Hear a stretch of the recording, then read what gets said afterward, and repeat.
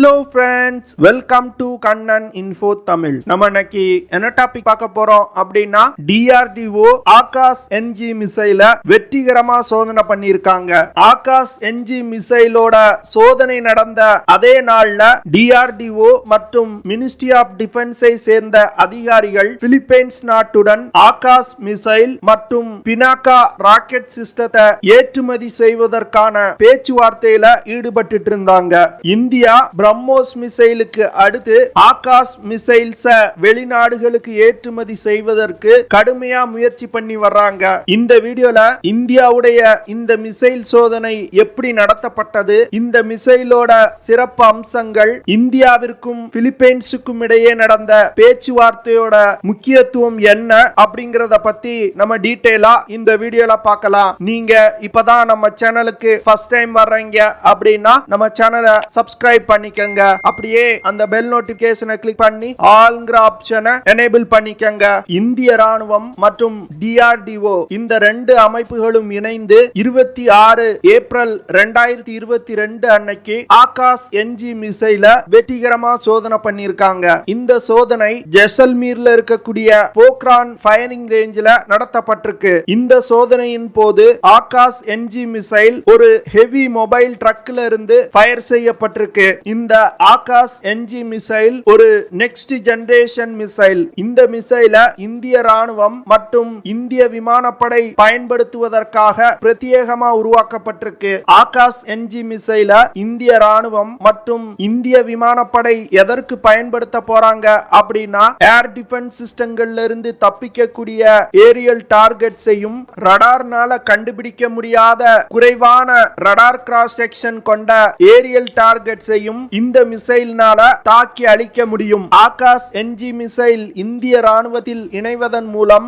இந்திய ராணுவத்தோட ஆர்ட்டிலரி யூனிட்ஸோட பாதுகாப்பு அதிகரிக்கப்படும். இந்த சோதனையின் போது Akash-NG மிசைல் மிகவும் துல்லியமா ஏரியல் டார்கெட்டை தாக்கி அழிச்சிருக்கு. இந்த மிசைல்னால வெவ்வேறு திசைகள்ல பறந்து ரடார்களை குழப்பக்கூடிய ஏரியல் டார்கெட்ஸை கூட மிக துல்லியமா தாக்க முடியும். Akash-NG மிசைல்னால ஒரே நேரத்துல ஒன்றுக்கும் மேற்பட்ட டார்கெட்டுகளை தாக்கி அழிக்க முடியும். இந்த சோதனையின் போது ஆகாஷ் மிசைலோட command and control station, onboard avionics மற்றும் இந்த மிசைலோட ஏரோடைனமிக்ஸ் கேப்பபிலிட்டியும் வெற்றிகரமா சோதிக்கப்பட்டிருக்கு. Akash-NG மிசைலோட சோதனையின் போது மிசைலோட செயல்திறனை அளவிடுவதற்கு ரேஞ்ச் ஃபைண்டர் இன்ஸ்ட்ருமெண்ட்ஸ், அதிநவீன ரடார்கள், எலக்ட்ரோ ஆப்டிக்கல் டார்கெட்டிங் சிஸ்டம்ஸ் மற்றும் டெலிமெட்ரிக் சிஸ்டங்களை பயன்படுத்தி இந்த மிசைல் சோதனை கண்காணிக்கப்பட்டிருக்கு. இந்த சோதனையின் போது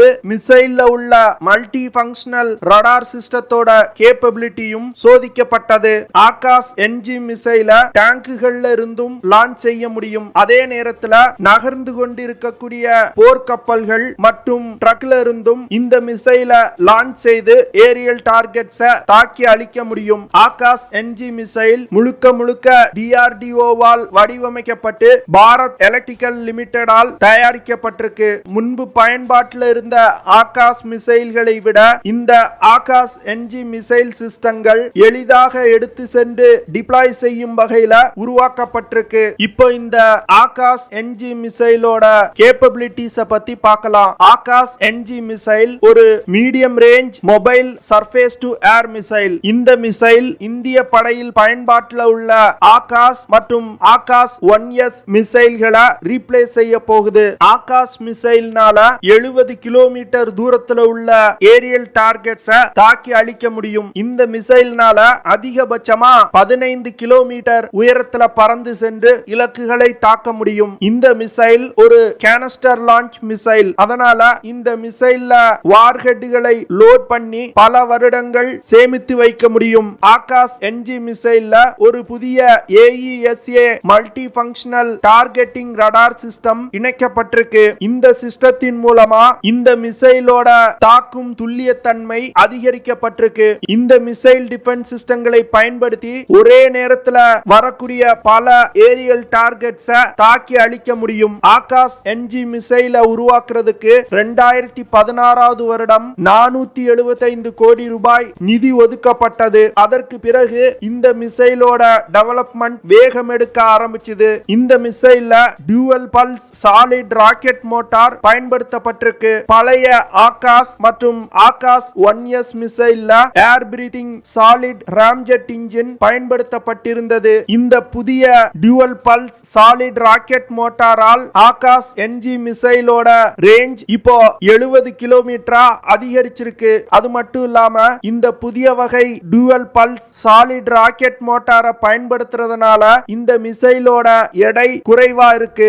Akash-NG மிசைல்ல ஒரு அதிநவீன active electronically scanned array multi functional radar மற்றும் ப்ராக்சிமேட் ஃபியூஷன் சிஸ்டம் பயன்படுத்தப்பட்டிருக்கு. இதன் மூலமா இந்த மிசைலோட செயல்திறன்ல மிக பெரிய முன்னேற்றம் ஏற்பட்டிருக்கு.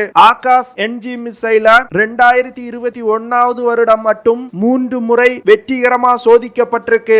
Akash-NG மிசைல இந்திய விமானப்படை மற்றும் தரைப்படை தங்களோட ஏர்பேசஸ் மற்றும் ராணுவ தளங்களை வான்வெளி தாக்குதலில் இருந்து பாதுகாப்பதற்காக இந்த மிசைல் டிஃபென்ஸ் சிஸ்டங்களை டிப்ளாய் செய்ய போறாங்க. Akash-NG மிசைல இலக்கை நோக்கி வழி நடத்துவதற்கு initial navigation system with two-way data link system இருக்கு. டூ-வே டேட்டா லிங்க் சிஸ்டம் அப்படிங்கிறது மிசைல் இலக்கை நோக்கி பயணித்து கொண்டிருக்கும் பொழுது டார்கெட்ஸ் குறித்தான கோஆர்டினேட்ஸ் இந்த மிசைல்களுக்கு கண்ட்ரோல் ஸ்டேஷன்ல இருந்து கொண்டு அனுப்ப முடியும். அதே போன்று மிசைல்ல இருக்கக்கூடிய சென்சார்கள் பலவிதமான இன்புட்டை கண்ட்ரோல் ஸ்டேஷனுக்கு அனுப்பி வைக்கும். இந்த மிசைலோட இறுதி கட்டத்துல ஆக்டிவ் ரடார் ஹோமிங் சிஸ்டம் பயன்படுத்தப்படுது. இது போன்ற 2 கைடிங் சிஸ்டங்கள் பயன்படுத்தப்படுறதுனால இந்த மிசைல் இலக்கை மிக துல்லியமா தாக்கும். Akash-NG மிசைல 2023 வருடத்துக்குள் இந்திய படையில் இணைக்க திட்டமிட்டிருக்காங்க.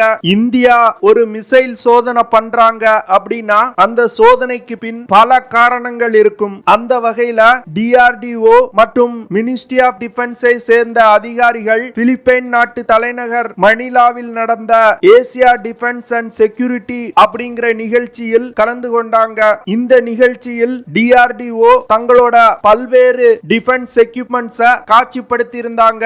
இந்தியா பிரம்மோஸ் மிசைல் விற்பனைக்கு பிறகு அதிகமா கான்சென்ட்ரேட் பண்றது இந்த ஆகாஷ் மிசைல்களை ஏற்றுமதி செய்வது தொடர்பாதான். இந்த நிகழ்ச்சியின் போது இந்திய அதிகாரிகள் பிலிப்பைன் நாட்டு ராணுவ அதிகாரிகளுடன் பேச்சுவார்த்தை நடத்தினாங்க.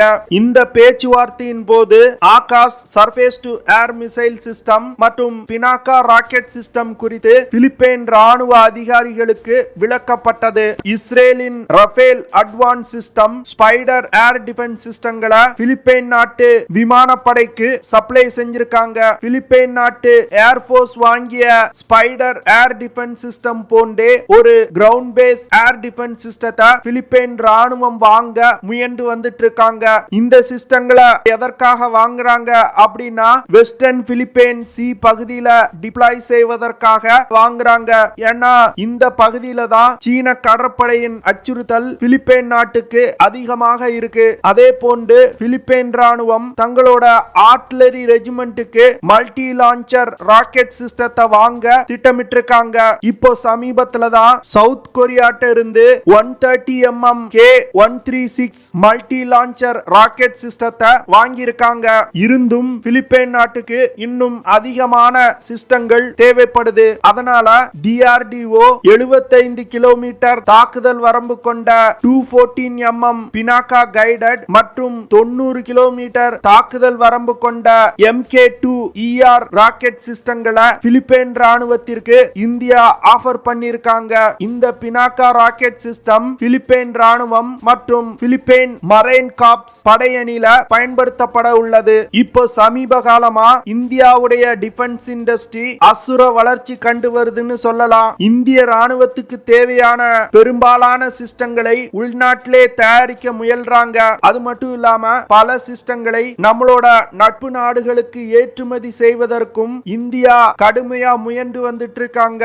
இந்தியாவுடைய டிஃபென்ஸ் இண்டஸ்ட்ரியோட வளர்ச்சி குறித்து நம்ம செப்பரேட்டா ஒரு வீடியோல பார்க்கலாம். இப்போதைய சூழ்நிலையில் இந்தியாவுடைய டிஃபென்ஸ் இண்டஸ்ட்ரி ஒரு சரியான ட்ராக்ல சென்று கொண்டிருக்கு அப்படிங்கிறது தெளிவா தெரியுது. ஓகே ஃப்ரெண்ட்ஸ், நம்ம வீடியோவோட நிறைவு பகுதிக்கு வந்துட்டோம். இதெல்லாம் தான் நான் உங்ககிட்ட ஷேர் பண்ணணும் அப்படின்னு நினைச்ச விஷயங்கள். ஐ ஹோப் நான் ஷேர் பண்ண விஷயம் விஷயங்கள் உங்களுக்கு பிடிச்சிருக்கும்னு நினைக்கிறேன். அப்படி பிடிச்சிருந்துச்சுன்னா ஷேர் பண்ணுங்க, லைக் பண்ணுங்க, கமெண்ட் பண்ணுங்க. மறக்காம நம்ம சேனலுக்கு சப்ஸ்கிரைப் பண்ணுங்க. அப்படியே அந்த பெல் நோட்டிபிகேஷனை கிளிக் பண்ணி ஆல்ங்கிற ஆப்ஷனை எனேபிள் பண்ணிக்கங்க. See you in the next video.